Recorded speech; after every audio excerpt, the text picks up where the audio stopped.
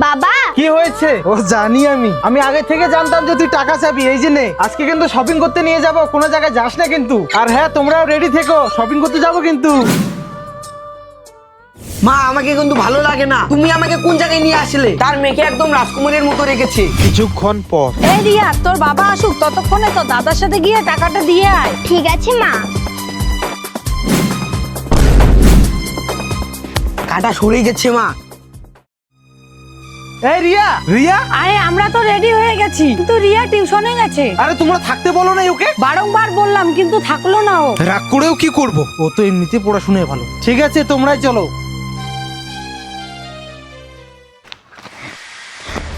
আজকে অনেকদিন পর হাতে লেগেছে, টাকা তো দিবে, একে শেষ করে দিই। কে তোমরা? চুপ কর তুই, তোর সর্দাদাই তো আমাদের কাছে দিয়ে গেছে।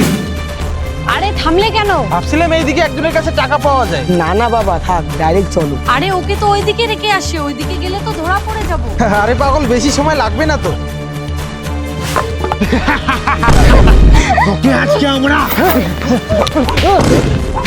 বল তোকে কে পাঠিয়েছে? তো ও যে তোমার স্ত্রী আমাকে টাকা দিয়ে মারতে বলেছে। তুই বলেছিলে টিউশনে গেছে? চলে যাও আমার চোখের সামনে থেকে। মারে, তুই আমাকে ক্ষমা করে দিস, তোকে না বলেই আমি দ্বিতীয় বিয়ে করে ফেলেছি।